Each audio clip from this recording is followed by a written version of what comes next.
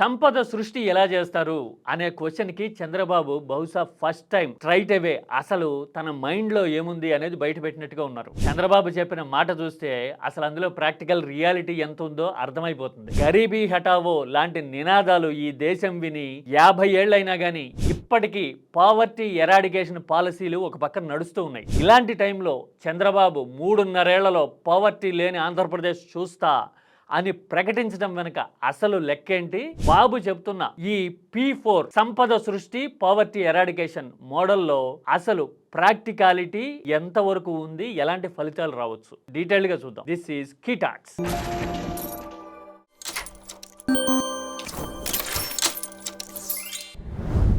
సంపద సృష్టి అని చంద్రబాబు ఎన్నికల ముందు నుంచి పదే పదే చెప్పడం విన్నాను, చూసాం. దాదాపు 15 నెలలు పూర్తయినా ఇప్పటి వరకు ఎక్కడ సంపద సృష్టి జరిగింది అని విపక్షం అడగటం ట్రై చేస్తూ ఉంటుంది. జగన్మోహన్ రెడ్డి ఏమో 1,90,000 కోట్ల అప్పులు చేశారు ఇప్పటి వరకు అని నెంబర్లు చూపిస్తూ ఉంటారు. మరి అసలు సంపద ఎలా సృష్టిస్తారు, పావర్టీని పేదరికాన్ని ఎలా పోగొడతారు మీరు అని ఒక కాన్క్లేవ్ లో అడిగిన క్వశ్చన్ కి చంద్రబాబు చెప్పిన సమాధానం చూస్తే అవునా అని అనిపిస్తుంది. అర్థమయ్యే వాళ్ళకి, ఆలోచన ఉన్న వాళ్ళకి. అదే రాజకీయ ప్రవాహంలో పడి కొట్టుకుపోతే గనక బ్రహ్మాండం భజగోవిందం చప్పట్లే. అలా కాకుండా రేషనల్ ఉంటే గనక పాయింట్ అర్థం చేసుకునేందుకు ట్రై చేద్దాం. చంద్రబాబు ఏం చెప్పారు క్లియర్ గా చూడండి. పారిశ్రామికవేత్తలు వ్యాపారం చేయడానికి ఏమైనా జేబులో డబ్బులు పెడతారా?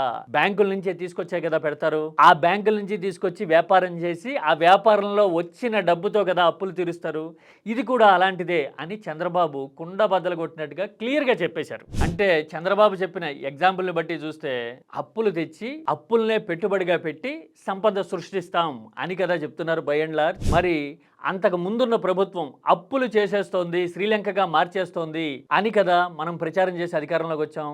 అంటే మనం అధికారంలోకి వచ్చినా కానీ అప్పులు చేయడం తప్ప రాష్ట్రం ముందు మరో గత్యంతరం లేదని చెప్తున్నామా? లేదంటే ఆరోపణలు చేయడానికి మాత్రమే అప్పుల్ని వాడే గానీ నేను కూడా అదే విధానాన్ని అనుసరిస్తా అని ఒప్పుకుంటున్నామా? ఇదొక బ్యూటిఫుల్ పాయింట్. ఇక అసలు ఒక ప్రభుత్వం ఒక పారిశ్రామికవేత్త పనిచేసే తీరుతో పోల్చుకోవడం కరెక్టేనా అనేది ఇక్కడ పెద్ద క్వశ్చన్. ఆ క్వశ్చన్కి సమాధానం తెలిస్తే చంద్రబాబు ఆలోచనలో ప్రాక్టికాలిటీ అర్థమైపోతుంది. ఎస్, పారిశ్రామికవేత్త లాభ నష్టాలకి అతనే బాధ్యుడు. అది ఇండివిజువల్ రిస్క్ బేరింగ్ ఎబిలిటీని బట్టి అతను చేసే వ్యాపారం కానీ రిజల్ట్ కానీ ఆధారపడి ఉంటుంది. మరి వేరాజ్ ప్రభుత్వం అనేది కలెక్టివ్ రెస్పాన్సిబిలిటీ కదా. ఇప్పుడు ఒక 6 కోట్ల మంది ఉన్న రాష్ట్రంలో ఒక 4 కోట్ల మంది ఓటేసి ప్రభుత్వాన్ని ఎన్నుకుంటారు. మెజారిటీ ఎటు సపోర్ట్ చేస్తే వాళ్ళు అధికారంలోకి వస్తూ ఉన్నారు. అలా వచ్చిన ప్రభుత్వం ఒక పారిశ్రామికవేత్తలాగా బిజినెస్ చేయదు కదా. ఆర్థిక కార్యకలాపాలు చేస్తుంది, పన్ను వసూలు చేస్తుంది, సంక్షేమం చేయాలి, శాంతి భద్రతలు చూడాలి, రాజకీయపరమైన ఆటుపోట్లు తట్టుకోవాలి, అన్నిటికీ మించి ప్రజలకు ఇచ్చిన హామీ నిలబెట్టుకోవాలి.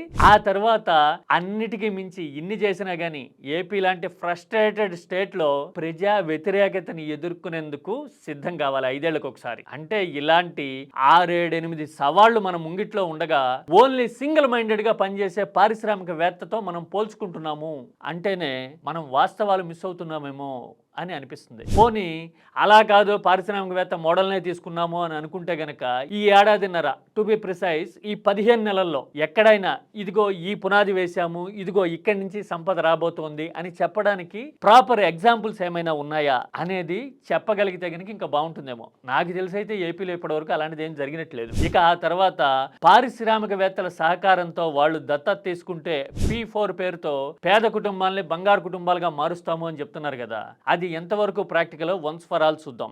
ఈ దేశంలో పారిశ్రామికవేత్తల మద్దతు కూడగట్టగలిగిన, ఇన్ఫ్లుయెన్స్ చేయగలిగిన టవరింగ్ పర్సనాలిటీ ఏదైనా ఉంది హిస్టరీలో అంటే అది ఖచ్చితంగా నరేంద్ర మోడీనే. ఇప్పుడు కాదు, ఆయన ప్రధాని కాకముందు నుంచి. ఎందుకంటే గుజరాత్ ప్రైవేట్ ఇండస్ట్రీస్ ఎక్కువగా ఉన్న రాష్ట్రం. బహుశా టాప్ 2లోనో 3లోనో ఉంటుంది దేశంలో. కమర్షియల్ యాక్టివిటీలోను, ఫైనాన్షియల్ యాక్టివిటీలోను జైంట్.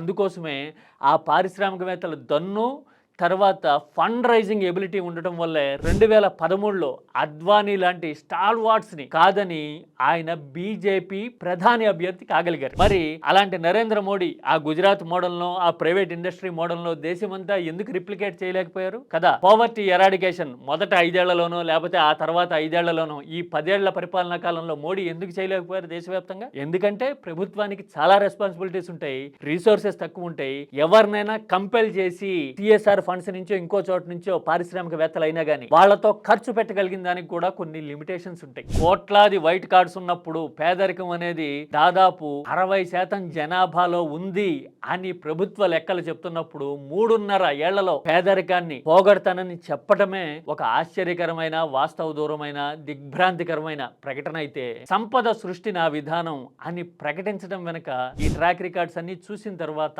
అసలు రియాలిటీ ఏంటి అనేది అర్థమైపోతుంది. ఎందుకంటే చంద్రబాబే క్లియర్ గా పారిశ్రామికవేత్త మోడల్ తీసుకున్నారు కదా. ఇండివిజువల్ వ్యాపారం చేసే పారిశ్రామికవేత్త ఆపరేట్ చేసే తీరు వేరు, ప్రభుత్వం మనుగడ సాగించే తీరు వేరు. ఇవన్నీ చంద్రబాబుకి తెలియవంటే తెలియక కాదు. కాకపోతే అటు రాజధాని నిర్మాణం మధ్యలో ఉందని, ఇటు సంపద సృష్టి కొంతవరకు వచ్చింది, ఇంకో టర్మ్ ఉంటే గనక నేను అవి కంటిన్యూ చేస్తా అని 2019లో అభ్యర్థించినట్టుగానే ఇంకొకసారి తనని కంటిన్యూ చేయండి అని అడగడానికి చంద్రబాబు బేస్ ప్రిపేర్ చేసుకుంటున్నారు. ఇటు సంపద సృష్టి విషయంలో అయినా, ఇటు రాజధాని వ్యూహం విషయంతో అయినా అని మనకు అర్థమవుతుంది. That is the secret behind సంపద సృష్టి అని అనిపిస్తుంది. సంపద సృష్టిస్తారనే దాంట్లో అనుమానం లేదు. ఆ సృష్టి జరిగిన తర్వాత కూడా మీరు కొనసాగుతారా లేదా అనేది అనుమానం.